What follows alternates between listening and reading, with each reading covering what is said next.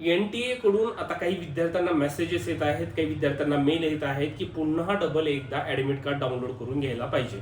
आता ही कशा पद्धतीनं हा मेल आहे, कशा पद्धतीने विद्यार्थ्यांनी गांभीर्याने या गोष्टीला घ्यायला पाहिजे, ह्या सर्व गोष्टी सांगण्यासाठी नमस्कार, मी ऋषिकेश कुलकर्णी आपल्या सर्वांचं व्हायब्रंट ऍडमिशन गायडन्स या आपल्या युट्यूब चॅनलमध्ये स्वागत करतो. मित्रांनो, अवघे 2 ते 3 दिवस एक्झामला राहिलेत आणि NTA कडून अशा गोष्टीचा मेसेज येत आहे. विद्यार्थी डिस्टर्ब होत आहेत, कारण की पहिल्यांदा ऍडमिट कार्ड डाउनलोड करताना बँक डिटेल्स व्हेरीफाय करावे लागत होते, डबल एकदा करावे लागत होते. सर्व्हर 2-3 दिवस बरेचसं डाउनलोड होत नव्हते ऍडमिट कार्ड, आणि पुन्हा एकदा असा एक मेसेज आला जेणेकरून विद्यार्थ्याचा पूर्णपणे भांबावून विद्यार्थी गेलेले आहेत.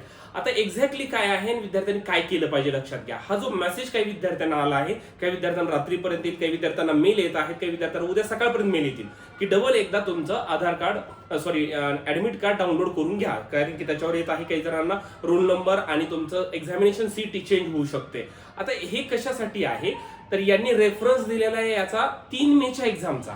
म्हणजे 3 मेला जे ऍडमिट कार्ड होते त्यावर जो तुमचा सेंटर आलेलं होतं, त्यावेळेस जे तुमचं सिटी आलेली होती ते आता डबल राहू शकणार नाही असं त्यांना सांगायचं. परंतु 14 तारखेच्या नंतर विद्यार्थ्यांनी जे ऍडमिट कार्ड डाउनलोड केलेले आहेत, तर आता त्यांचं हे चेंज होणं शक्य नाहीये.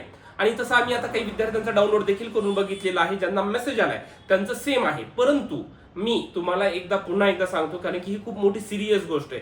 तर विद्यार्थ्यांनी पालकांनी उद्या सकाळी एकदा डाउनलोड करून पाहायचंय आणि त्याच्यावरचं सेंटर, एक्झामिनेशन टाइम आणि सगळ्या गोष्टी, तुमचं सीटी हे सर्व चेक करा. आणि जे तुम्ही आता 14 तारखेच्या नंतर डाउनलोड केलेलं आहे तेच आहे का तुमचं बघा, आणि तेच असेल तर डबल प्रिंट काढण्याची काहीच गरज नाही. ऑलमोस्ट 99% विद्यार्थ्यांचं तेच असणार आहे. त्यांनी रेफरन्स दिलेला आहे 3 मेच्या एक्झामचा. विनाकारण विद्यार्थ्यांना डिस्टर्ब करण्यात काहीच अर्थ नव्हती, परंतु जो मेसेज आलाय त्यामुळे विद्यार्थी घाबरून गेलेले.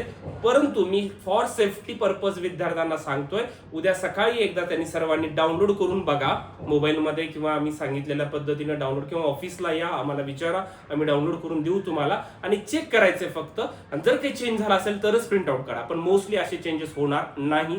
त्यामुळे विद्यार्थ्यांनी पुन्हा एकदा ह्या गोष्टी क्लिअर करून घ्यायच्या आणि फॉर अ सेफ्टी पर्पज पुन्हा एकदा डाउनलोड करून पाहायचं. अशीच महत्त्वाची व्हिडिओज पाहण्यासाठी आपल्या व्हायब्रंट ऍडमिशन गायडन्स आपल्या युट्यूब चॅनलला सबस्क्राईब करायला विसरायचं नाहीये. Thank you so much.